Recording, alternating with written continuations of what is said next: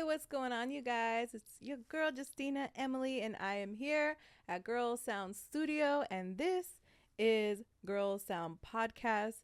Just wanted to say thank you so much for all the love you guys been sharing and rocking with us. So it's been great. Happy 2024. Happy New Year, and I hope all of you guys that are watching, cheers to health, wealth, and everything in between. Nothing but good vibes sent your way. I'm excited because we're kicking off 2024 right. We're kicking off 2024 with the vibe. We got WetLavaBoii in the house, in the studio. Welcome. Hi. I don't know how to. I feel like I'm supposed to be jumping. I'm WetLavaBoii. Hi, how's it going? Happy 2024. Cheers. Yes. Cheers. Yes. Are Yes. you nervous? Yes. Is this your first podcast? Is it? I think well, I did like a little interview thing, but even then I was nervous. But this is my second, there's cameras, a mic, someone gonna ask questions. Just as long as you're comfortable. Just know this is a safe space. You're safe here. Want to talk about whatever you want to talk about, and it's safe space. Thank you. So, I was reading that you're from Brooklyn. Yes, I am. Yeah. How was it growing up, like in Brooklyn? Okay. Being from Cali, it's just a trip because it's like, you guys are on East Coast, and I hear it's so different. Like, how was it growing up? It's definitely different. Definitely more fast paced. More. It feels like it's more grimy, but I know there's parts in LA that are grimy too. Yeah. I like that grit. I like that stuff. Like that's home. But I was gonna say. Also, before I even get into it, I just want to say real quick that my pronouns are they them. So everybody knows. I'm from East New York specifically. I don't know if you've heard of East New York. No. Like there's now apparently a TV show about it, and like I don't know, it's maybe not represented in the best way, but I will say that East New York is home when it comes specifically to Brooklyn, because there's so many different neighborhoods in Brooklyn, but East New York is, specifically where I like to represent, because there's, a lot of people are now also, coming up from there and trying to represent, because like it didn't have the best like representation or history of like that land and like the people that are there. But I don't know, I live by the train station, like right there is the train station, so I hear the trains. You can smell all the nasty things when you're walking to the corner store. I'm like trying to think of very specific things. Like I obviously miss the food. I'm half Ecuadorian, half Dominican. I definitely miss like the Caribbean vibes that you find in Brooklyn.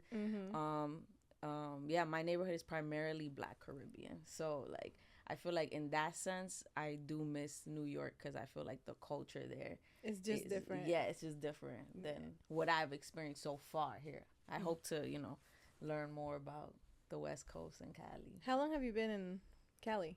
So I actually came to college out here for like 2 years in Claremont, and then I went back to New York, and then I came back. Couldn't get enough. Basically, I love the weather. I love the vibes. It's more slow, more space. Over there in New York is very tight. A lot of people, fast paced, and I like the chillness here. I feel like I'm chill too. So I've never been to the East Coast. It's on my bucket list. I want to go to New York. It's one of the things, and many people's bucket list from West Coast. Right. And I was like, I'm gonna plan this whole trip, and I freaking did like Uber Eats and all that to save money, so I could just go without worrying about money. So I was like, I'm gonna get a first class ticket, and I'm gonna be staying in this area, and like I want to do everything. I want to look like a tourist. I want to get a Statue of Liberty, and a shirt that says I live in New York. I want to go to Times Square, and it's not there anymore, but the MTV, it was big during my time. TRL. Yeah. Like I want to make a sign and stand outside the window. Nobody's in the inside, but I want to do it just to say I did it. Yeah. Pandemic. Dang. It's true. I got hit with the pandemic. I was supposed to go April 2020. Okay.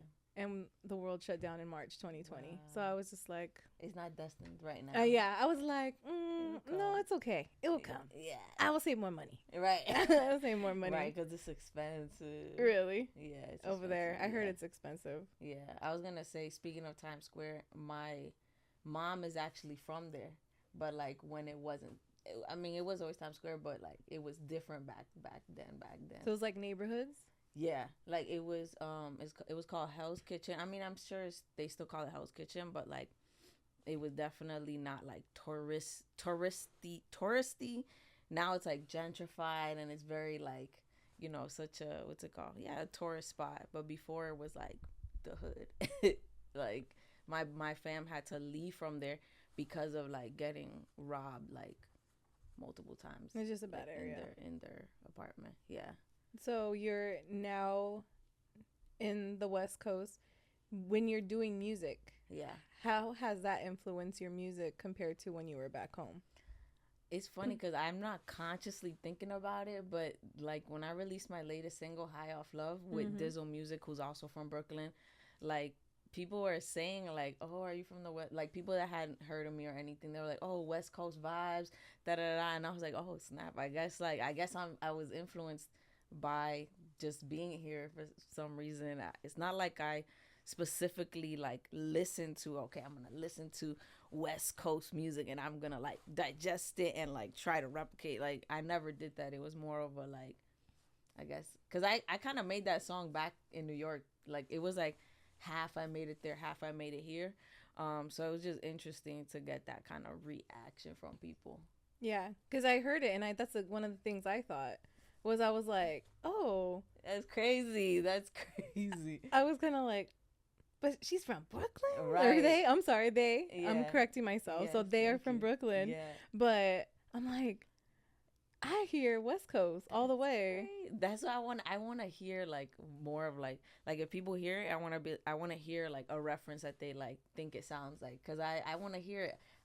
Obviously it's hard for me to hear cuz it's my voice. I know where I'm from, so I'm projecting my identity onto it versus like what other people perceive. So that is interesting. And thank you for telling me. When you're writing your creative process, yeah, what is it? What is the mood? Is it when you're going through something, or is it when you're just like, when you know, you come from a hard day, you felt like, what is the whole process to lead you to writing the songs that you wrote? Yeah. So I mean, it's different for everything, and I even have songs that I'll never release because it's like those are the songs that I probably had a bad day or like wanted to just release. But a lot of times I think certain songs that I released, I had the idea of like what I want people to feel versus like what I mean, it is what I want to feel too.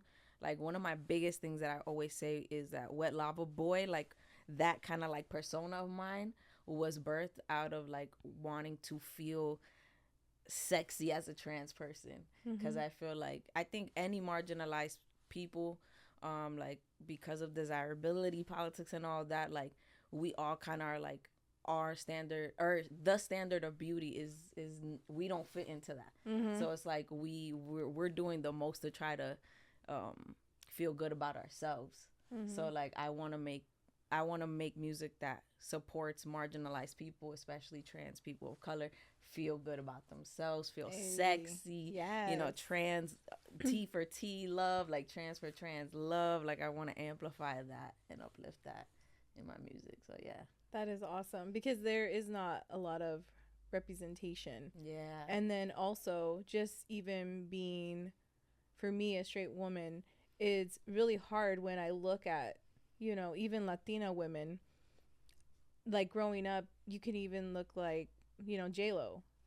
You know, a Latina woman is like, I don't have family that look like that. Right. You know, my Thea don't look like that. Right. No offense, Thea. But like, you know, even when I see like Sofia Vergara and Penelope Cruz, everybody has this like a thick accent.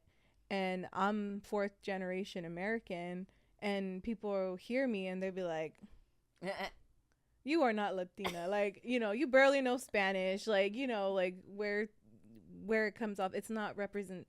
Yeah. I don't see that. Right. Even watching plus size women, I'm like, still doesn't represent me right. of that. So that's, I feel like that's really important for artists like you to come up and to be able to break those barriers and Right. to make people feel like, hey, that's me. Seen, Yeah. Even though I also can acknowledge too, like my own privileges too, like my proximity to whiteness, being like light skin and stuff like that. And then even when it comes to, because I'm also big on like fatness politics and stuff like that. So I'm kind of like even thinking about like weight and like how our bodies are looked and perceived, and how, again, how in the standards of beauty, is it desired, is it not desired, just having that awareness of like, even within the queer and trans community, for example, I might still be more desired than another person. Mm-hmm. So like trying to keep that in mind too, and like trying to put other people on, like people in my community that might not have like the platform or even just like the literal resources to record or whatever the case may be. Obviously it's like trying to balance everything, because you're trying to balance like your own things and also wanting to, you know, be that in your community too. It's kind of like trying to figure that balance out, but people are doing it and I'm inspired every day. Yes. What made you go into music?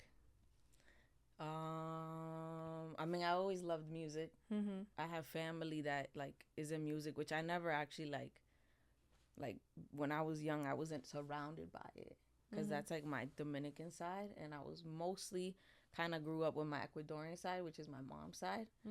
Like more so later in life, I started to tap into that other side. But I will say that, I don't know, it's just the love of music. I think actually like probably the first official though like rap that I wrote, because like when I was in middle school, I was writing raps, trying to be better than the boys. Like I was already like doing all that, but officially like, oh, I want to record my music, even if it's like on my phone or whatever. I actually was taking this human rights class in high school. I think I forgot what grade, like 10th grade or something like that. And we were learning, which is crazy because like it's being uplifted currently, like what's happening in the Congo. We had learned about that back then, so that's like damn, like more than 10 years ago, that I had already been aware of what was going on, but not in the ways that obviously now as I'm older, more educated and aware about it. But when I learned about it back then, it hit me real hard that I was like, I want to write a song to just raise awareness about it. And so that's really where I really started. And then I kind of, most of my music had been like what I thought was like, oh, political rap, trying to like raise awareness about certain things, talk about certain things. And I'm still trying to figure out how I want my music to look, to speak what I like, what I care about, what I'm aligned with, my politics and stuff like that. Yeah, because even on social media, you use your social media to educate, and I did see that because you know I've been stalking Thank you but yeah, but you give a lot of insight, which is really great, because I feel, I mean, anything with politics or anything in the world, there's always going to be a debate about something. Unfortunately, humans were never ever going to see eye to eye. And I feel like which was great about yours is that when I look at it, I'm not feeling like you're trying to shove it down my throat. It's more of like you give off an educational vibe, like, hey, did you hear about this, rather than, you know, like I said, shoving it down. It gets overwhelming. And unfortunately, when people look at that as to an artist too, you have a lot of power behind your social media, which I applaud you for that, because education. And I'm an educator too. It's just crazy that you say that. But what I really was gonna say too is like, I used to be that person though.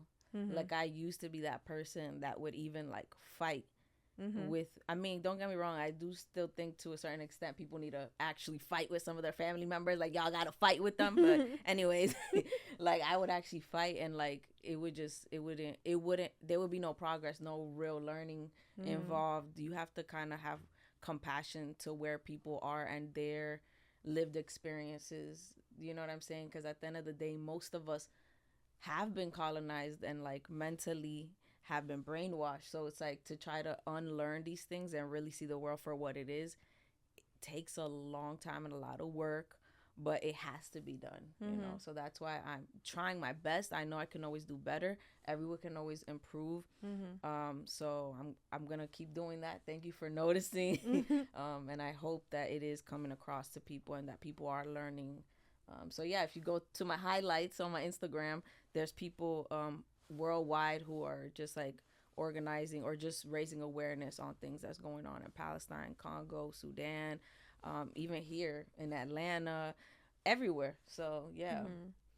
For you, being a trans in the community, what is something that you think you would like others to know and educate themselves about your community?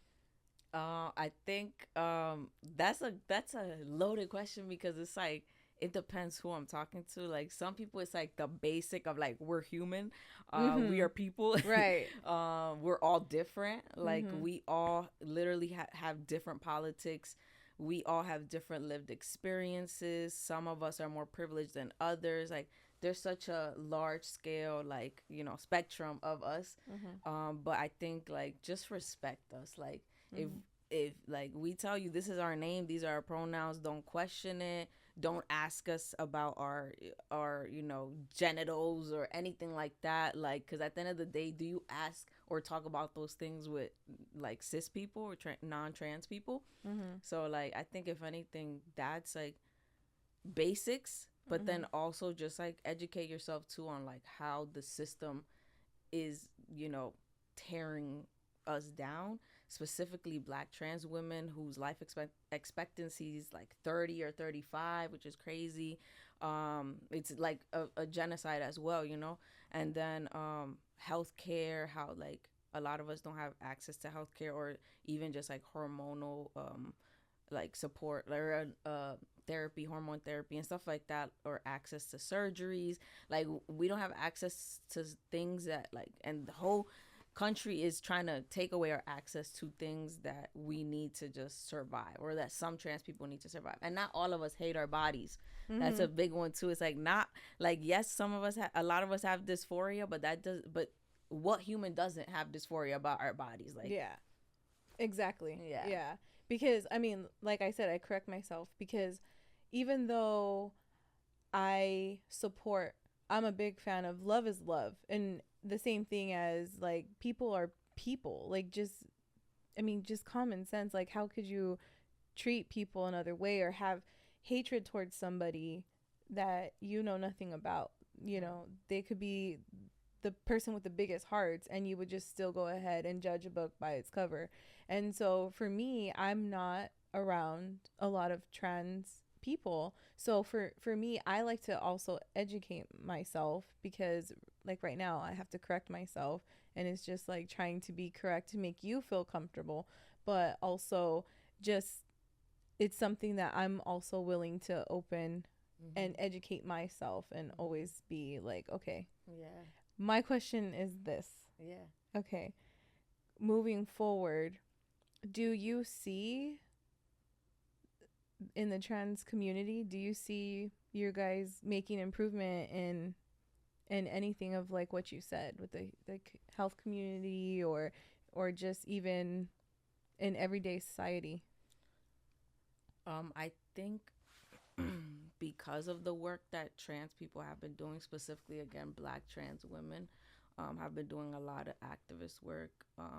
I think that mutual aid has been helpful, if anything. Like just people, I know some people see mutual aid and they're like, oh, why are these people begging for money? It's like because we need to in a system that's actively trying to bring certain people down. So I think mutual aid has supported and uplifted people in being able to survive. But in reality, I don't think any of us are gonna like be really truly liberated until like we tear down like this whole system, because it's like it's trying to take us all down. But yeah, because again, like I don't even think you know voting or any of these things are sustainable and really making that much of a difference. But there's little progress here and there with what Mhm. people are doing. But also I wanted to touch on one more thing too about Mhm. what you were saying too about like correcting yourself and stuff like that.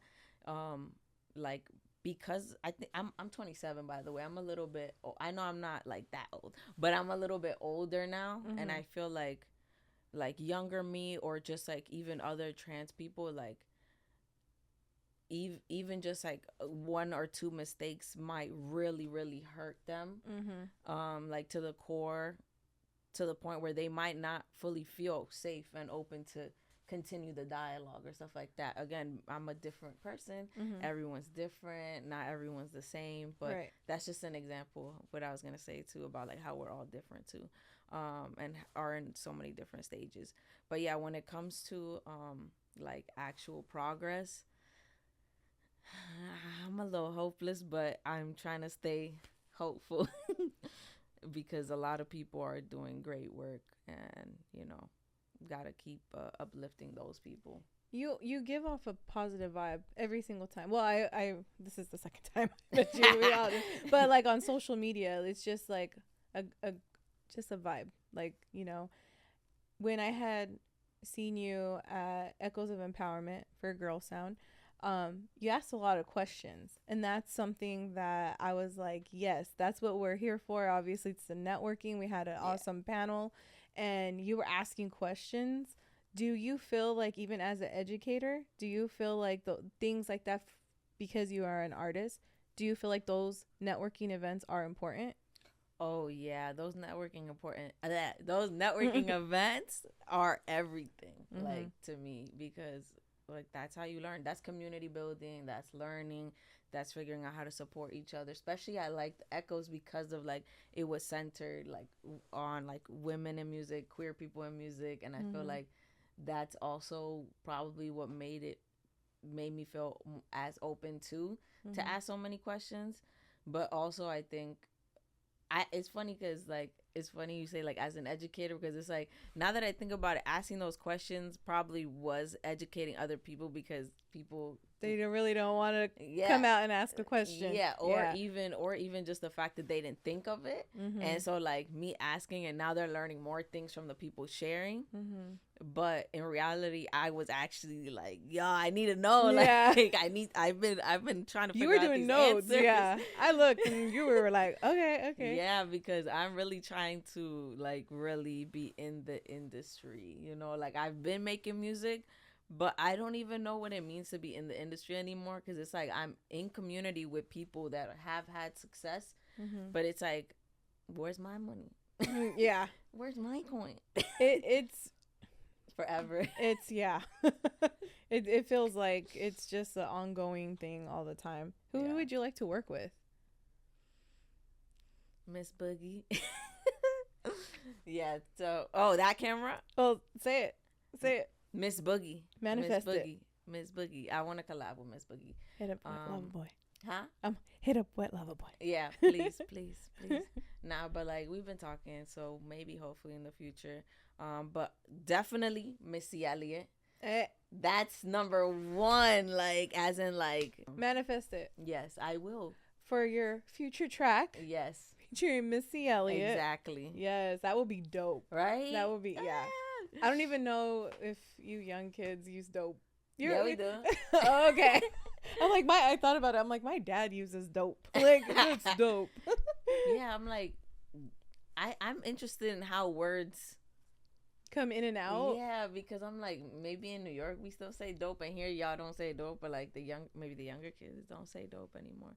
So it'd be weird, because I work in an elementary school, and like sometimes I want to say, oh, that's dope, but then I'm like, oh, let me not, because like maybe they'll think I'm talking about drugs, but I'm like, I'm actually just saying that's cool. The kids are like, okay. Right. That's sus. Which, by the way, my kids banned me from saying. They told me, no, Mom, don't say that. I have an 8 and a 12-year-old. A new single coming out. Yes. Please tell us about that. Yes. So this one has been in the vault for a minute now. Like, I think last February. Oh. I mean, not last February. This February. Because we're about to go into January. So probably like it's going to be released in like the year. You know what I'm trying to say, right? Yeah. Okay. In a year. Yeah. So I've had it for a year, and I'm going to release it whenever this probably drops. Is probably when I'll drop it. So, yeah, it's called You Got It. It's like co-produced by Ospedit and Bless the Beast. So they basically like Bless the Beast. I've worked with him on High Off Love, Promises, and Talk to Me, which I gotta say are, I feel like, my best songs. So were one of my best songs, like those three. And so he helped like with the drums on it, use the Ospedit's sample. And yeah, this song I wrote it for DJ Achu, which is my partner, but also a phenomenal visual artist, DJ, educator, all the things. Shout out to them. Check DJ Achu out.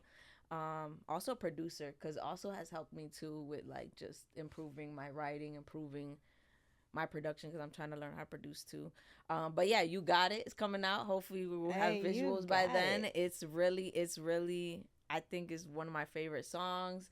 Goes back to like, because I used to be real poetic back in the days. I feel like this one touches like a little bit more on the poetic side and like really rapping, but also with a little R&B flavor, of course, as I'm going into that avenue.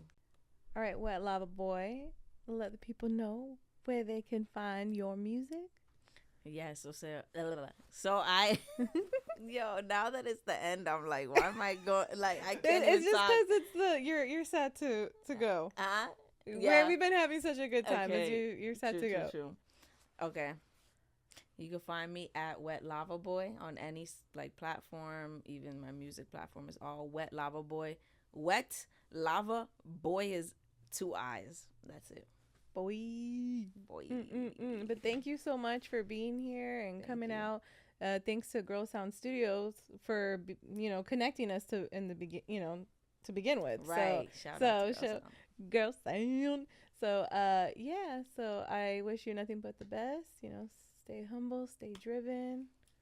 You too. Like, we got this. I know. I'm like fangirling over here. But to everybody, thank you so much, and we will see you soon.